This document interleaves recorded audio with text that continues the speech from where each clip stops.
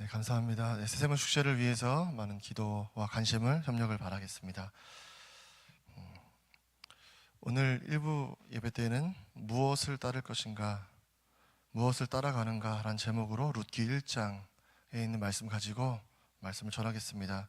신앙의 길을 간다는 것은 이 땅에 있는 것들을 계속해서 우리에게 더해서 가는 길이 아니라 이 땅에 있는 것을 계속해서 빼면서 가는 길이 바로 이 신앙의 길입니다.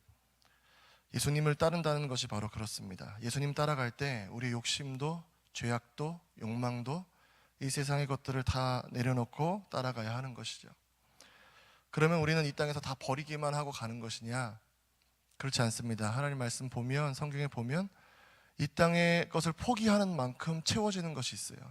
그것이 무엇이냐면 하늘에서 주는 복입니다. 하나님이 주시는 것들로 이 땅에서도 채워가면서 살아갈 수 있다고 성경은 말씀하고 있습니다. 마가복음 8장 34절에 예수님께서 이렇게 말씀하셨습니다. 무리와 제자들을 불러 이르시되 누구든지 나를 따라오려거든 자기를 부인하고 자기 십자가를 지고 나를 따를 것이니라. 예수님을 따라가기 위해서는 인간적인 욕심과 인간적인 길에서 떠나서 예수님께서 원하시는 길을 갈 수 있어야 한다는 말씀입니다. 요한복음 6장에는 예수님의 유명한 기적이 등장하는데 그것이 무엇이냐면 오병이어의 기적입니다.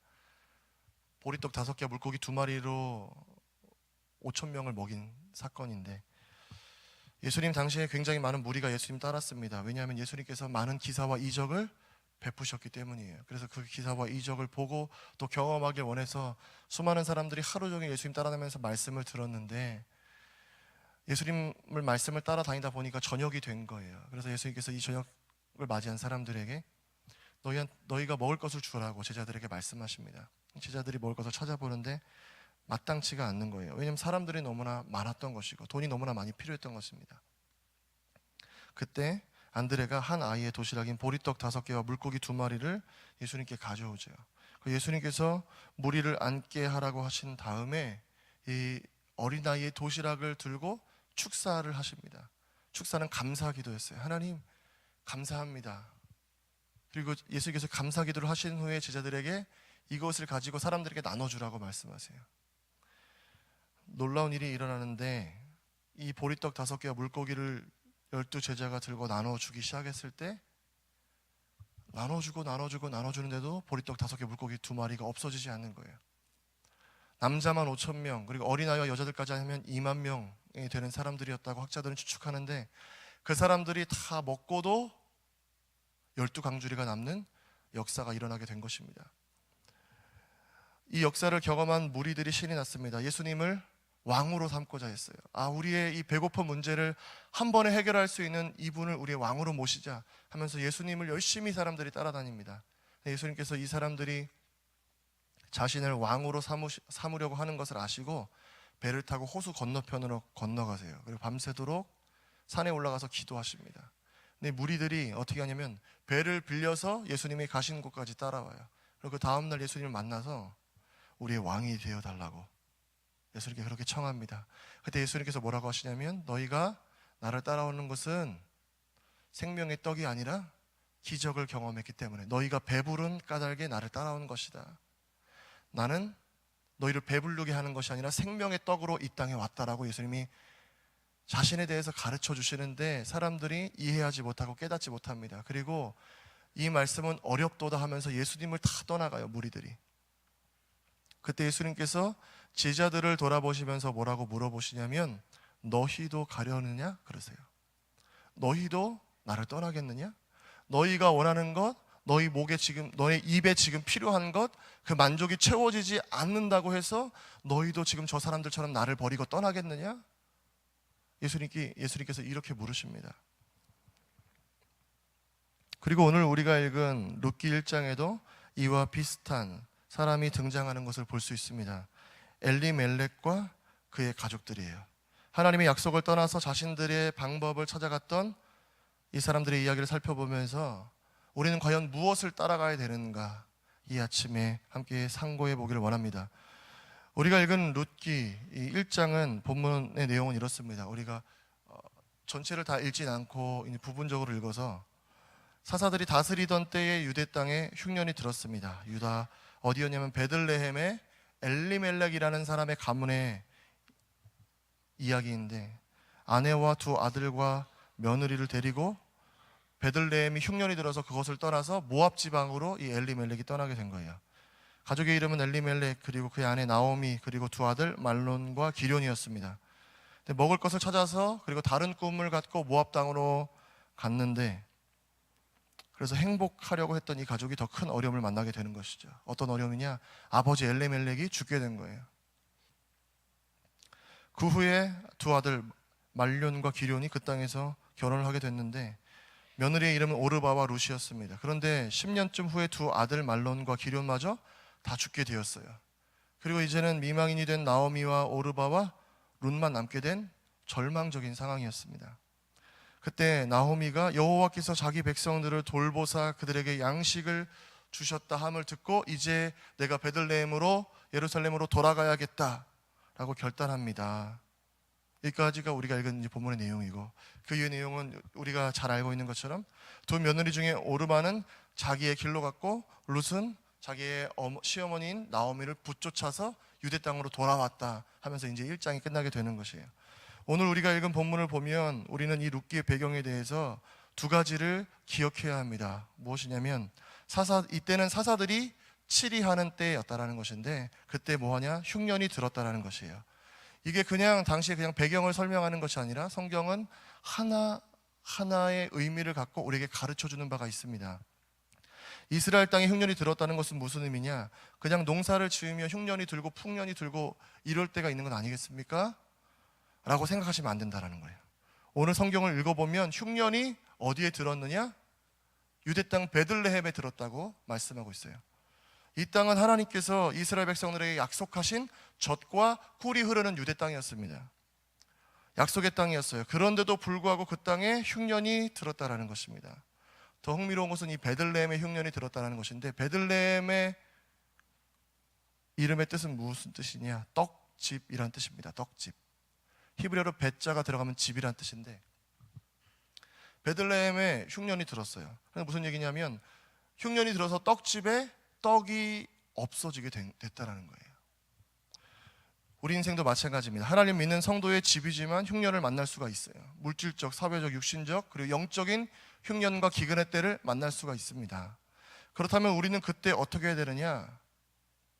하나님 앞에 나아가서 이 문제를 해결해 달라고 기도하고, 이때 왜 우리 가정에, 우리 인생에 이러한 문제가 생겨났는지 하나님께 기도하면서 물을 수가 있어야 되는 것입니다. 왜냐하면 유대 땅은 하나님이 돌보시는 땅이거든요. 하나님의 약속이 있는 땅이거든요. 마찬가지입니다. 성도의 삶도 하나님이 지키시고 인도하시고 돌보시는 인생인데, 성도가 신앙생활을 하다가 믿음의 길을 가다가 고난과 어려움과 영적인 흉년을 만날 때, 그때는 무엇을 해야 되냐면, 하나님, 이때 제가 무엇을 해야 됩니까? 하나님 원하시는 것이 무엇입니까? 하나님 앞에 이 문제를 들고 나아갈 수 있어야 한다는 것이에요. 그런데 엘리멜렉이 어떻게 했느냐? 고민이 없었어요. 엘리멜렉은 하나님께 묻지 않았습니다. 그리고 어떻게 하냐면 가족들을 다 데리고 이방 땅으로 떠나는 거예요. 여기는 흉년이 들었으니까 모압 땅에 가서 새로운 것들을 하면서 잘 먹고 잘 살아보자, 그런 계획을, 인간적인 계획을 세웠다라는 것입니다. 이름은 있으나 그 이름에 능력이 없는 사람들. 왜냐하면 엘리멜렉이라는 이름의 뜻은 무엇이냐면, 엘은 하나님이고 멜렉은 왕이라는 뜻입니다, 히브리어로. 그래서 엘리멜렉은 하나님은 나의 왕이시다라는 뜻이에요. 엘리멜렉은 하나님은 나의 왕이시다라는 이름을 갖고 있었음에도 불구하고 하나님께 자기 인생을 맡기지 않고, 문제를 만날 때 하나님께 묻지 않고 자기 스스로 계획을 세워서 모압 땅으로 떠났던 것입니다. 이것이 오늘날 우리 그리스도인들의 모습이 아닌지 돌아보기를 원합니다. 그리스도인은 어떤 사람들입니까? 예수 그리스도를 따라가는 사람들인 줄로 믿습니다. 근데 정말 우리의 인생을 주장하고 우리가 따라가는 것은 무엇이냐? 이 땅에서 얻고 이 땅에서 잘 되길 바라는 것들이 너무나 많다라는 거예요. 인생의 흉년 앞에서 하나님께 묻고 기도하시고 하나님의 때를 구하며 은혜로 그 흉년을 넘어가는 여러분 되시길 축복합니다. 사사들이 치리하던 때에 흉년이 들었는데, 그렇다면 왜 흉년이 들었느냐? 사사들이 치리하던 때 사사기는 어떤 때였냐면 이스라엘 백성들이 막 가나안에 와서 정복 전쟁을 마치고 각 지파별로 땅을 분배받아서 이제 정복하지 못한 지역을 새롭게 정착해야 되는 그런 시대였습니다. 이스라엘 백성들이 가나안 땅의 문화와 이방 신들을 자기들의 삶에서 밀어내고 그곳에 하나님을 예배하는 제단을 세워야 하는 시대가 사사 시대였어요. 근데 우리가 잘 알고 있는 것처럼 사사기의 결론, 사사기 21장 25절은 어떻게 말씀하느냐? 그때에 이스라엘의 왕이 없었으므로 사람이 각기 자기의 소견에 옳은 대로 행하였더라. 이스라엘 백성들은 하나님을 섬기는 하나님의 선민이었지만 가나안 땅에 들어가서 어떻게 살았냐면 하나님이 없는 것처럼 살았다라는 거예요. 하나님이 우리의 왕이 아닌 것처럼 이스라엘 백성들이 살았다라는 것입니다. 그때가 사사시대라는 거예요. 하나님을 떠나 범죄하던 이스라엘을 징계하시는 하나님의 손길이 무엇이었냐? 흉년이었어요. 하나님이 이스라엘에게 흉년을 주시면서 이제 이스라엘 백성들이 흉년을 맞이하면 기도하겠지, 내게 돌아오겠지, 회개하겠지 하면서 이 흉년을 주셨는데 이스라엘 백성은 어떻게 했냐? 그렇게 하지 않았다라는 거예요. 하나님은 나의 왕이시다라고 이름하는 엘리멜렉도 하나님의 징계의 손을 떠나서 자기의 계획대로 모압 땅으로 떠나버린 그러한 시대였다라는 것이에요. 자기의 방법, 자기들의 생각대로 모압에 가서 흉년의 때를 피하고 돌아오면 되겠지, 살 수 있겠지, 그런 어리석은 생각을 했다라는 것입니다. 하나님의 뜻을 구하지 않고 묻지도 않고 자신들의 삶을 사사기에 모든 사람들이 그렇게 했던 것처럼 그렇게 마음대로 살아갔던 것입니다. 그리고 거기에서부터 이 가정의 비극이 시작이 된 것이에요. 그렇다면 우리는 어떻게 주님을 따르는 삶을 살아갈 수 있느냐? 첫 번째로 현실 도피해서 믿음의 자리로 가야 합니다. 엘리멜렉은 능력 없는 그리스도인의 모습입니다. 이름은 하나님은 나의 왕이시다이지만 그의 삶에 하나님이 계셨느냐? 하나님이 계시지 않았다라는 거예요. 우리 또한 그렇지 않습니까? 그리스도인으로 살아가지만 그리스도인이 진짜 고민하는 문제는 세상 사람들이 다 똑같이 고민하는 문제로 고민하잖아요. 인생에 조금만 어려움이 오면 엘리멜렉처럼 피해버리는 거예요. 현실 도피를 하는 것입니다. 믿음을 지키고 인내하는 것이 너무나 큰 손해를 보는 것처럼 생각이 되니까 믿음의 길을 쉽게 버려버리는 거예요. 그러나 그리스도인들은 눈에 보이는 것을 소유한 사람들이 아니라 보이지 않는 것을 소유한 사람들입니다. 예수님께서 우리에게 약속하신 것들은 거의 대부분이 눈에 보이지 않는 것들이었어요. 하나님의 나라를 너희에게 주겠다라고, 영생을 너희에게 주겠다라고, 영원한 기쁨을 너희에게 주겠다라고 주님 말씀하셨는데 그런 것들이 우리 눈에 보입니까? 보이지 않는다라는 것이죠.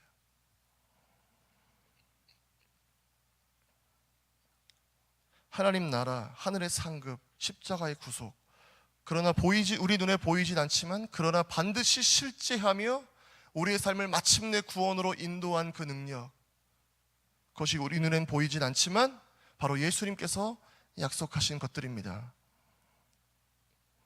그리고 그것을 붙들고 이 세상 속에서 살아가야 하는 사람들이 누구냐? 바로 저와 여러분들이에요. 그리스도인들입니다. 그런데 우리는 뭐 했냐? 너무 똑똑해진 거예요.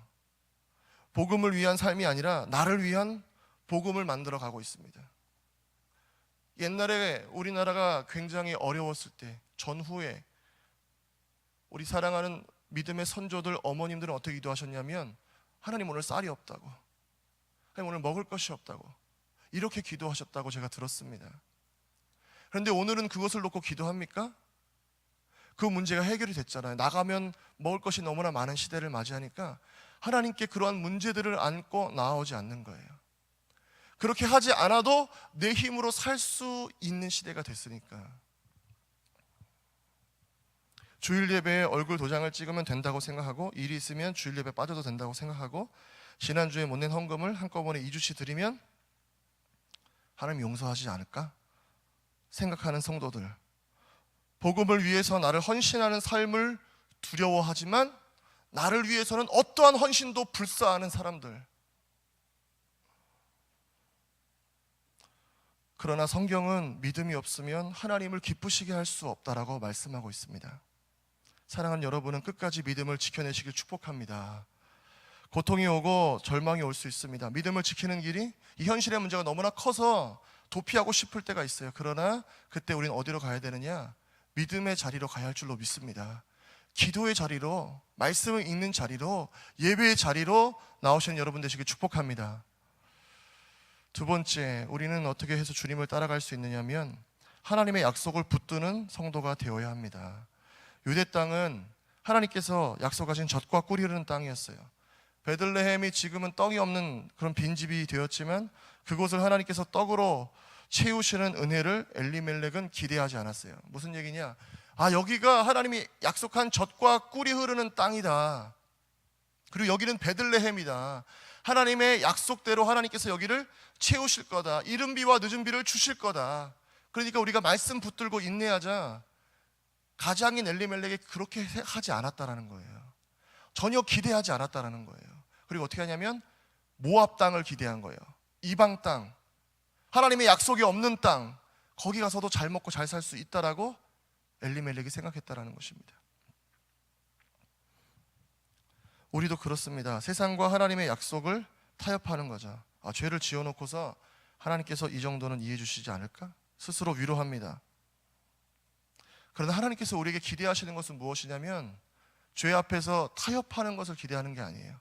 하나님 우리를 적당히 용서하길 원하시는 것이 아니라는 거예요. 어렵지만 하나님의 약속을 믿음으로 붙들고 가는 그 삶을 보기를 원하신다라는 것입니다. 아니 하나님 이렇게 어렵고 힘든데 어떻게 하란 말씀입니까? 이러한 질문이 터져 나오십니까? 하나님 이렇게 힘든데, 하나님 이 현실이 너무나 어려운데 감당할 수가 없습니다라고 생각이 되십니까? 그때는 하나님을 원망하는 시간이 아니라 하나님께 한 번 더 무릎 꿇고 기도해야 하는 시간인 줄로 믿습니다. 하나님께서는 우리를 고아와 같이 버려두지 않겠다고 약속하셨습니다.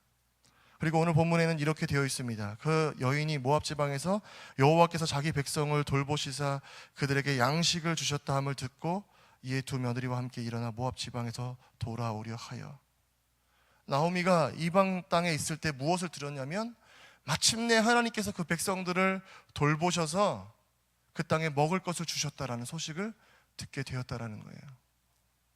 이스라엘은 죄악으로 인해서 하나님의 약속은 잊혀져 버린 것 같고 베들레헴은 떡집이었지만 떡이 없는 것 같은 빈집이 되어버렸습니다. 그러나 그럼에도 불구하고 하나님께서는 어떻게 하셨냐? 이스라엘을 사랑하셔서 다시 먹을 것을 공급하시는 거예요. 버려두지 않으신다라는 거예요. 반드시 징계의 때가 끝나는 날이 있다라는 것입니다. 왜냐하면 그 땅은 하나님께서 약속하신 젖과 꿀이 흐르는 땅, 그리고 하나님은 자기 백성을 사랑하시기 때문입니다. 복음 성가 중에 이런 찬송이 있습니다. 사명이라는 찬송인데, 주님이 홀로 가신 그 길 나도 따라가오. 모든 물과 피를 흘리신 그 길을 나도 가오. 험한 산도 나는 괜찮소. 바다끝이라도 나는 괜찮소.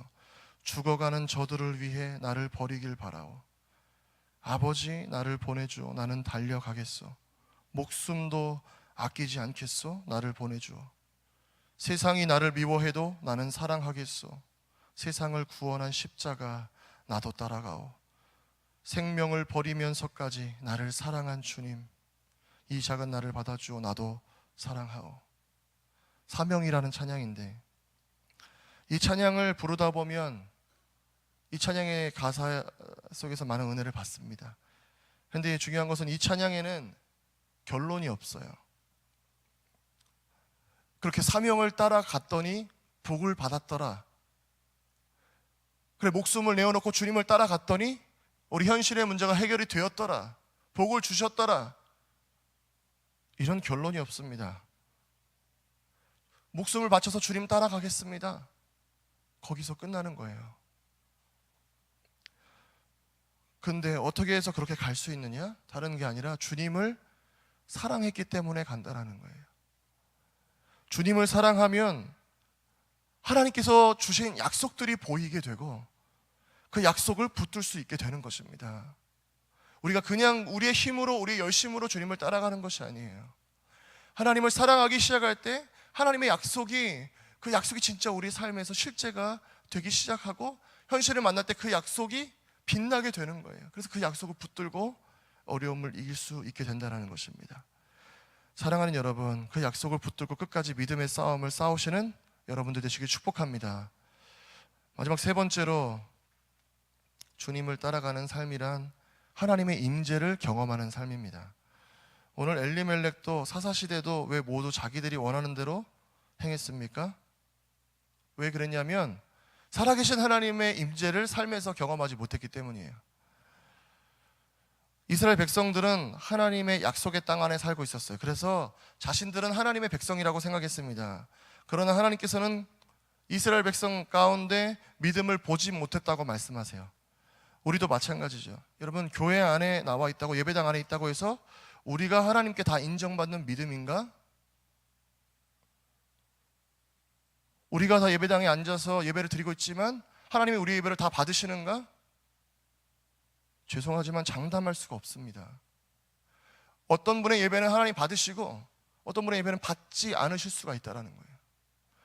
다 예배당에 앉아서 같이 예배 드리고 신앙생활하지만 마지막 날 주님 앞에 섰을 때 어떤 사람은 예수님의 영접을 받게 될 것이고 어떤 사람은 주님의 부인을 받게 될 것입니다. 그것이 주님의 말씀이에요. 우리도 마찬가지죠. 교회에 나와 있다고, 예배당 안에 있다고 해서 인정받을 수 있느냐? 장담할 수 없다라는 거예요. 왜냐하면 알곡과 쭉정이도 심판날까지, 추수날까지 같이 자라가기 때문입니다. 그래서 우리는 우리 스스로가 알곡인지 쭉정이인지 스스로 점검해야 됩니다. 주님께서 추수날에 이 키질을 하신다 그래서 키질하면서 알곡과 쭉정이가 이제 나눠지게 되는 거 아니겠습니까? 무거운 것과 가벼운 것이. 그럼 우리가 어떻게 알곡이 되느냐? 주님 보실 때 우리 안에 세상 것들로 채우는 것이 아니라 하나님이 주시는 것들로 채워질 때 그때 우리가 비로소 알곡이 되는 거예요. 그래서 예수님께서 뭐라고 하시냐면 내가 너희 안에 거하겠다라는 거예요. 예수님이 우리 안에 들어오셔야 우리가 알곡이 된다는 것입니다. 사랑하는 여러분, 오늘도 대한민국에서는 수많은 교회에서 이 시간에 예배가 드려지고 있을 것입니다. 하나님은 대한민국에서만 한 교회에서 한 번씩만 예배를 드려도 몇만 번이 되는 예배를 받으시는 거예요. 수천만의 성도들이 예배를 드린다는 거예요, 오늘. 그런데 그들 가운데서 하나님이 정말 인정하시고 하나님이 찾는 예배자들은 과연 몇 명이나 될까요?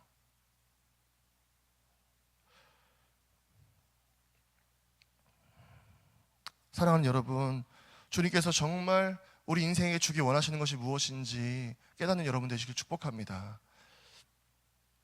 예수님께서는 우리 안에 거하겠다라고 약속하셨어요. 그건 무슨 말씀이냐? 내가 너희에게 주고자 하는 최고의 것은 무엇이면 예수님 자기 자신이라는 거예요. 다른 것을 믿는 게 아니라 예수님을 믿을 때 그때 우리의 삶이 새로워지고 예수님이 하나님이 정말 우리에게 주시고자 했던 것을 온전히 받아들이는 삶이 된다는 것입니다. 예수님께서는 나를 따라오라라고 말씀하시면서 너희에게 부를 주겠다, 명예를 주겠다, 먹을 것, 입을 것을 주겠다고 말씀하신 적이 없습니다. 그리고 오히려 뭐라고 하시냐면 두 벌 옷을 가진 자는 한 벌만 가져가라는 거예요. 가난한 자들에게 너희 것을 나눠주라는 거예요. 겉옷을 막 주라는 거예요. 그런데 우리는 예수님께 가서 무엇을 기대하냐? 예수님께서 버리라고 하신 것들을 달라고 한다라는 거예요. 우리는 번지수를 너무 잘못 찾은 거 아닙니까, 여러분? 예수님의 약속은 이렇습니다. 요한복음 10장 10절에 내가 온 것은 양으로 생명을 얻게 하고 더 풍성히 얻게 하려는 것이다. 주님의 임재를 얻게 하려는 거예요. 요한복음 12장 47절은 내가 온 것은 세상을 심판하려 함이 아니요 세상을 구원하려 함이로라. 예수님이 직접 오셔서 예수님 우리 안에 들어오셔서 너희를 구원하겠다, 이것이 주님의 뜻이라는 것입니다. 그래서 우리가 예수님을 따라갈 때 궁극적으로 얻게 되는 것은 이 땅의 것들이 아닙니다. 주님 주시는 새로운 것들이에요.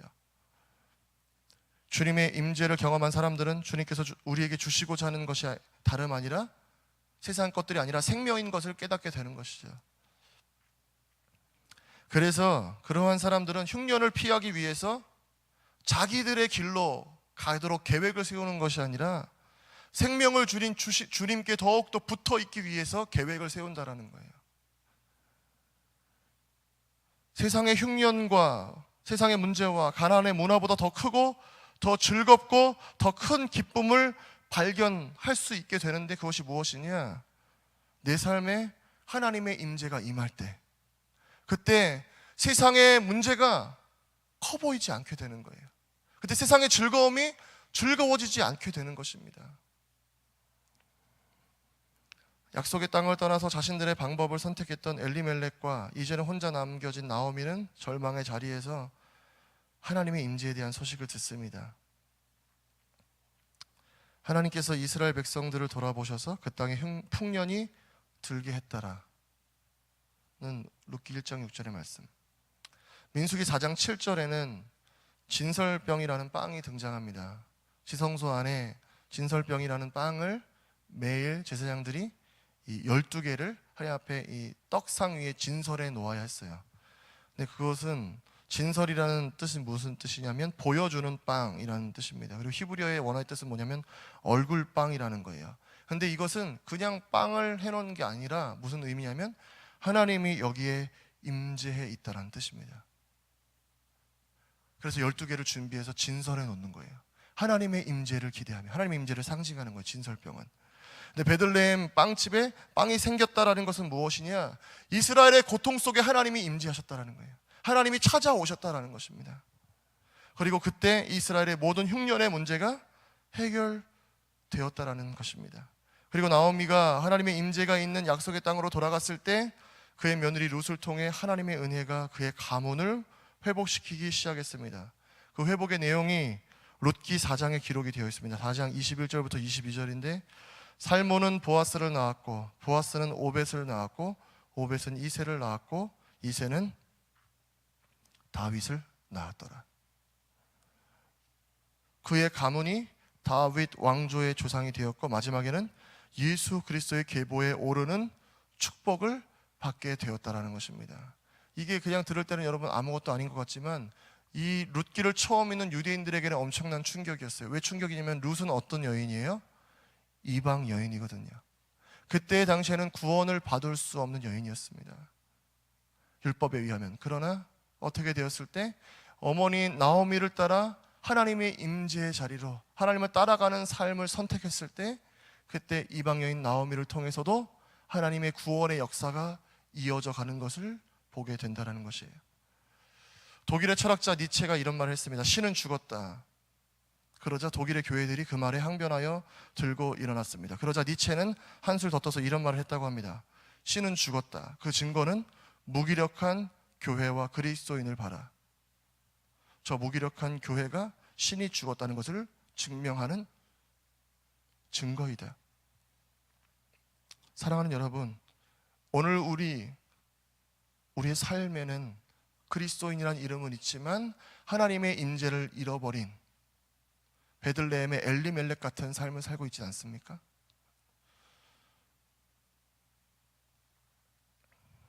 사랑하는 여러분들께서는 매 주일 예배를 통해 그리고 여러분의 삶 속에서 하나님의 임재를 경험하는 삶이 되시기를 축복합니다. 하나님의 나라에 합당한 사람들은 하나님께서는 오늘도 찾고 계시는 줄로 믿습니다. 어떤 사람들이냐? 하나님의 임재가 있는 사람들. 그리고 어떠한 현실의 문제에도 믿음의 자리로 가며 믿음의 인내의 싸움을 싸워내는 사람들. 그러한 사람들을 우리 개복교에서는 천연기념물 성도라고 부릅니다. 사랑하는 여러분, 여러분은 무엇을 따라가고 계십니까? 세상의 능력, 권세, 힘입니까? 아니면 하나님의 임재, 하나님 말씀, 하나님의 약속입니까? 주님을 따르는 길이 때로는 어려워 보일 수 있습니다. 그러나 그 길을 따라갈 때 세상이 줄 수 없는 하나님의 은혜가 여러분의 삶에 임하게 될 것입니다. 이 은혜를 날마다 경험하는 여러분의 삶이 되시길 축복합니다. 아멘. 우리 자리에서 일어나셔서 찬송가 620